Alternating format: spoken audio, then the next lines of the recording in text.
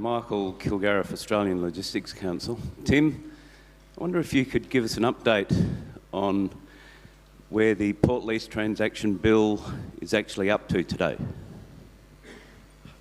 Well, thanks very much, Michael. I find this disconcertingly strange, actually trying to talk while I'm sitting down. Politicians don't do a great job of that. But can I say, look, I think we've pretty much well got there. Essentially, we've been able to reach agreement around the compensation period of 15 years, and we've also married that with the idea of a protection against the state treating a private operator differently to a port operator. Now, that's on the back of very substantial agreement that had already been reached before we had to deal with what seemed like insoluble issues around the port lease and the progress that we'd made due to the Upper House inquiry. Is this the sort of deal that in a perfect world I'd have done? Probably not. Well, almost certainly not. But we had to make a judgment as a government. Is it better to build a political consensus so that an issue as important, and might I say critical to the level of confidence that the investment community would have in the way forward around the lease of this vital asset, we needed to build that consensus, in my view. So we've essentially agreed on all major points. I know that the opposition have indicated they still need a little bit of time. I think part of the problem was that we complicated the situation last night in the Parliament when we provided a consolidated copy of everything we'd agreed previously in one document, and heaven forbid the opposition thought we might have been trying to slip something through on them. So we're in a position where I think we've got an outstanding asset that will be able to be brought to market. There is no doubt in my mind that this is a good outcome because it's built on a political consensus. If you ask me, is it the bill that I would have drafted myself? I'll be honest, I think we've been dragged to an outcome that I would probably have preferred be somewhat different, but putting aside my own ego and preference, I think we've got a very valuable consensus position. Treasurer Pallas, Danny Addison, Chief Executive Officer of the Urban Development Institute here in Victoria. I just wanted to thank you for your discussion today. We've heard from some very interesting speakers this morning, particularly around the competitiveness of Victoria as a global investment destination. And how attractive our state is, and we would like it to remain so into the future for global money. Can you please speak to the strength of the housing market in that sense? And we know that revenues are up for the state government on the back of a strong housing market at the moment, which is useful for you in your budget process. How important is it to this government to make sure that the housing market stays strong and that we see those revenues play out in your forward estimates? Thanks very much, Danny. Look, I suppose I have to, as a treasurer and the recipient of the revenue that comes from this wonderful industry, thank you very much for the contribution you make to the state's budget position. Every couple of weeks or so, I meet with the State Revenue Commissioner, who continues to fill my heart with good news and tidings of joy about how our housing market is operating at the moment. We continue, and I think even today's media is reporting that Melbourne's property prices continue to hold up strongly whilst Sydney's seem to have levelled off a bit. I don't think we can expect that to be the case in an ongoing sense. And that's not to say that I'm pessimistic about the property market. I'm not, but I think any treasurer that continued to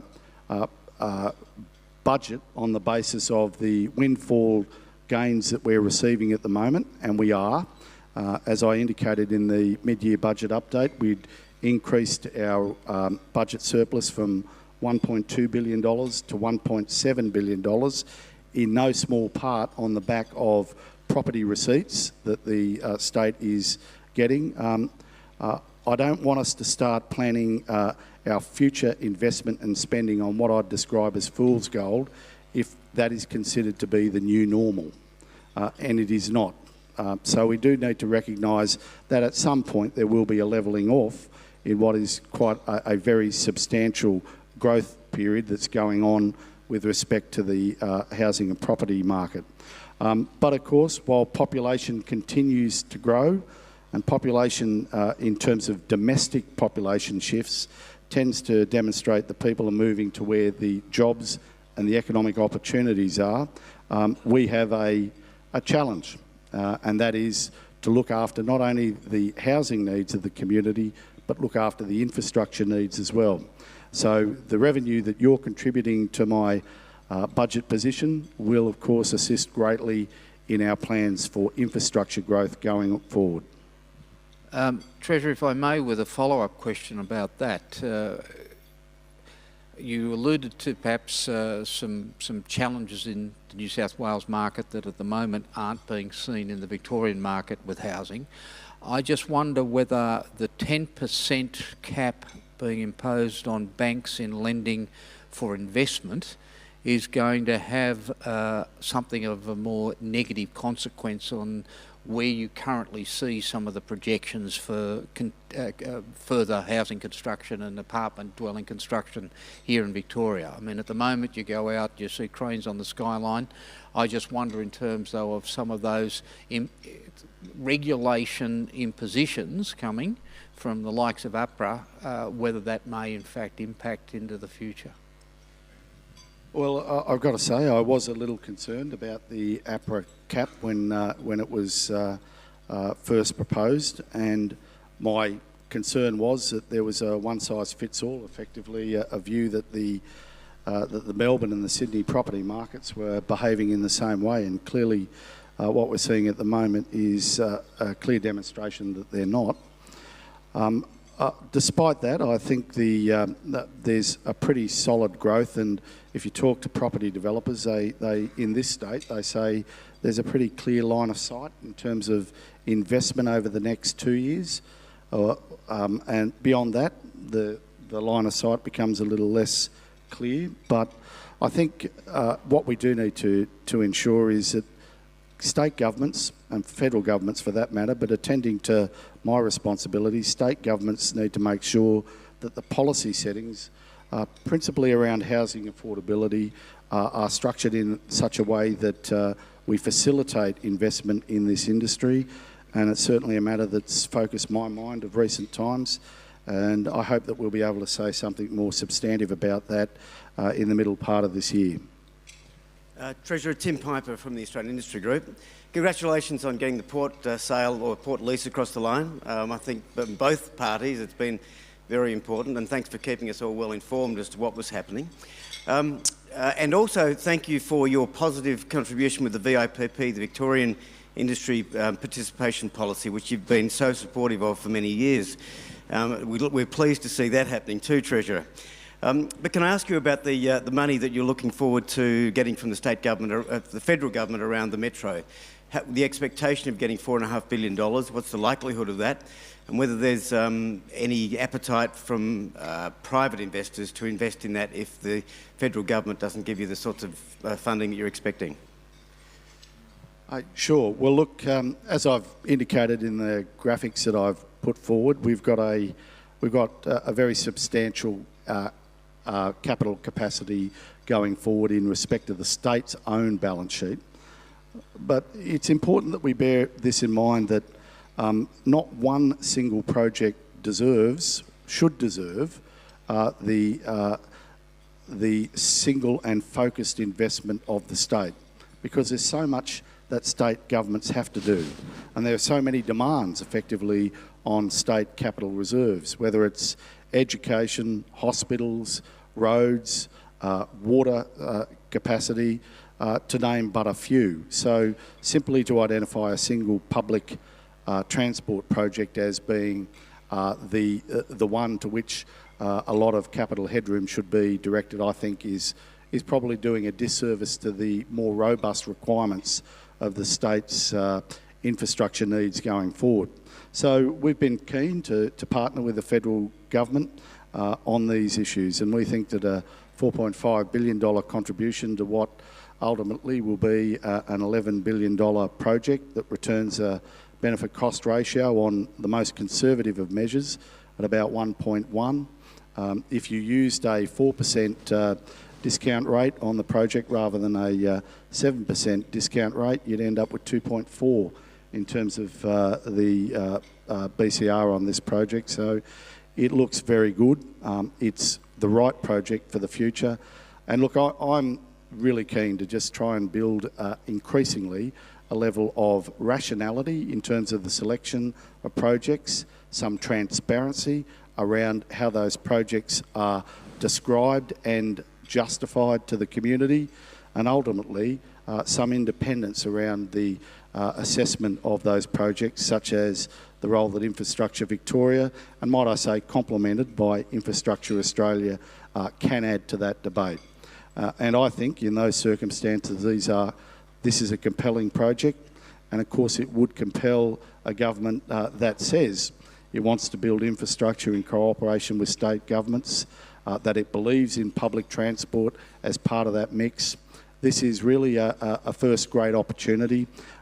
All the footwork's been done, all the planning's been done, all the justification's been done. So we're now in a position where I think we're looking forward to partner with the federal government on this vital project.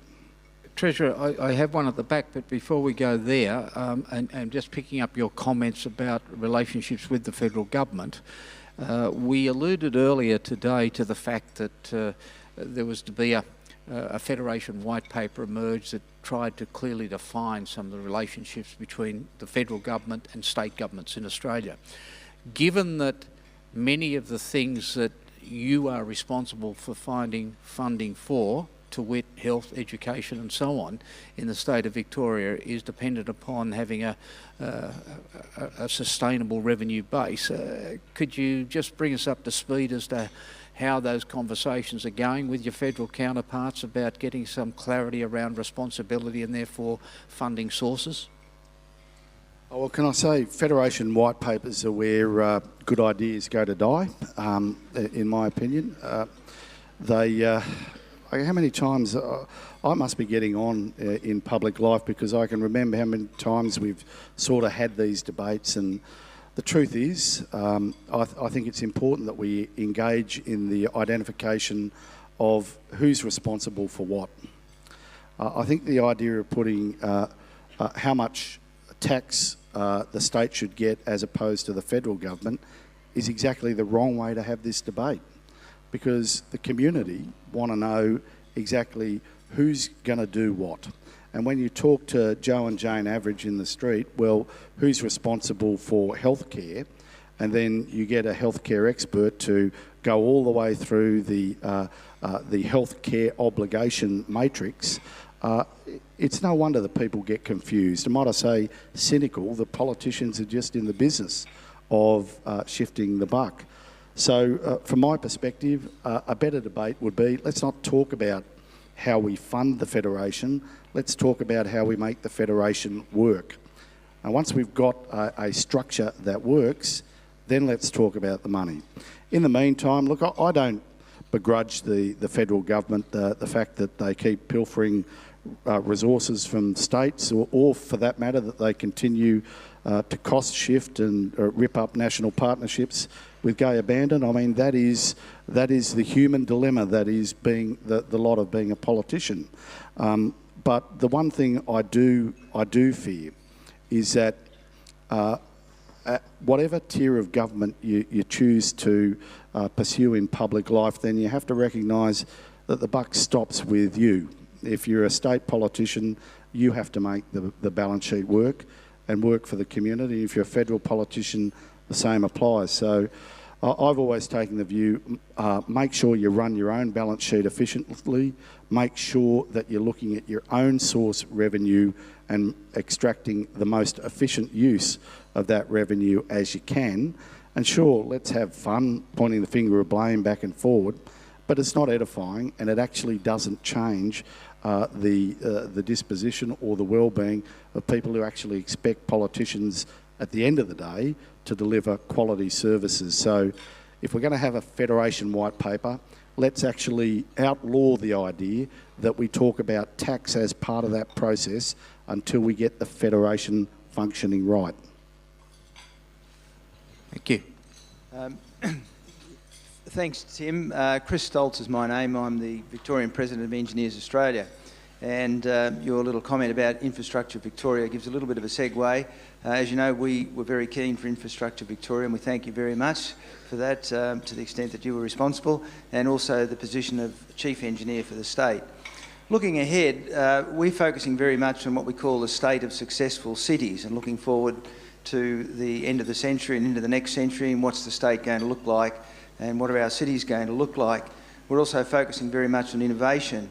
You talked about the performance of the state so far. I wonder if you could just reflect a little bit on the performance of the regions within the state and talk about the role of innovation in taking our regions into the future. Well, thanks very much. I think one of the great challenges for the state, for any state government, is to make sure that the benefits of the bounty of economic growth are shared as equitably as we can. Let's be honest, a very substantial amount of the economic growth that's gone on within the state of Victoria in the last decade has been principally out of the CBD of Melbourne. So there are a variety of policies that governments can adopt to address how you share that economic wealth around.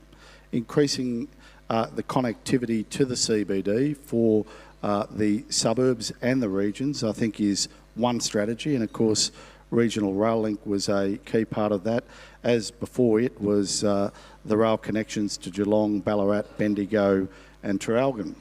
But of course that's in itself not enough. The idea that we can decentralise some of our activities as a state government and grow intrinsic value in the economies and the regions, I think, is another strategy. And there's no single simple solution about how we actually drive growth and opportunity. There is no doubt, with our regional unemployment now sitting at 5.4%, the equal lowest in the nation at the moment, that our regions overall are doing relatively well by comparison to the nation. But we still have much more to do. That's why we've identified, of course, 2 of the 6 key industries that the state will put substantial investment into that are predominantly industries based in rural and regional Victoria. And of course, those are our food and fibre industries and our renewable energy industries. But as a government, we need to recognise that our regions do require diligent and consistent attention. And I'm pleased to say that, of course, with the passage of the imminent passage, might I say, of the lease of the Melbourne Port Bill, then there will be 10% of the entire proceeds of that leasehold being directed towards building vitally needed infrastructure in the regions. So the challenge is one that will be multifaceted. It will also be very complex, but we remain very much committed to growing our regions and connecting them more efficiently into our growth coming out of the CBD. I have time for one final question at the back here. Thank you. Treasurer Phil Reid, Hawker Britain. I'm wondering if you can tell us whether or not the what you've experienced from the level of private sector engagement in various funding opportunities, be it asset recycling, market-led proposals, even some of the initiatives which I know are being canvassed around social impact bonds. Are you getting the level of engagement that you expected from the private sector? Well, firstly, in terms of market reaction, I suppose I can tell you, because I've been told by the joint financial advisors who are charged with the issues around the port lease, that already they've had very excited responses from a number of the potential investors in the Port of Melbourne, that they just wanted a legislative solution. They wanted a political consensus around it, and they're very excited and keen to get into the process of bidding for this vital lease. So that's a good sign. It's a good sign for the future, and might I say, I will acknowledge the role that the opposition have played. It's not easy to sit back and to work with the government when you have the capacity simply to veto, and the fact that they've been prepared to do it, I think, is a demonstration that perhaps we're over the darkest hours of politics in this nation.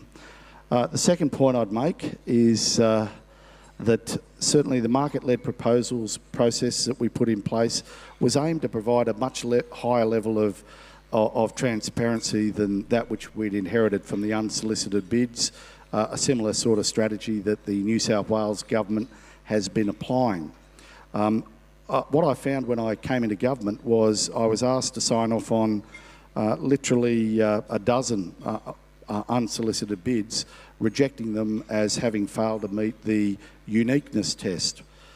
And some of these have been hanging around for 12 months or more. And the question I asked my department was, well, why do I actually have to break the news now? Surely it was apparent quite some time ago that if you fail to meet a uniqueness test, it's not particularly difficult to ascertain. And they said, well, because we figured we had to go a fair way through the process before we'd simply come back to the start and say you'd failed to meet the first hurdle. So we've changed the process now so that market-led proposals can be engaged before they even lodge their proposals. They will be told, having lodged their proposals, quickly whether or not they meet the uniqueness precondition, and they will then be given a clear appreciation, as will the public, how they are moving through the staged assessment of the market-led proposals process. And I think that's important, a bit of transparency, both through the bureaucracy to the proponent and to the community about how these proposals are being dealt with. Additionally, we've added a new component to market-led proposals, what I like to call market-led ideas, which will enable people who and companies who have an idea as opposed to a commercialised offering to the state. They'll be able to come forward and put their ideas to the government under this framework, and they will be able, if the state forms a view that the idea has merit, to be rewarded for the intellectual property investment that they've made in bringing that idea forward to the government. And finally, what we've also added to the market-led proposals is a statement from government about what are the areas that we're particularly interested in receiving proposals from the market for. So it effectively gives you an idea, given that capital and capacity is limited in the state, where our greatest appetite resides. Treasurer, regrettably that's where we will have to bring the questions to a close, but could I, on behalf of all of the folks that are here today, the CEDA family, thank you most sincerely for the way in which not only you gave a presentation about essentially updating us on what was happening in the state of Victoria, the state of finances here and some of the projects that you are championing, but also by your responses to the questions you clearly demonstrate a mastery of your own profession. So congratulations from that perspective. Congratulations on your victory last night. We wish you every success in implementing the programs that will enhance the economy and the social economy of Victoria as part of the Andrews government. Would you please thank Treasurer Tim Pallas.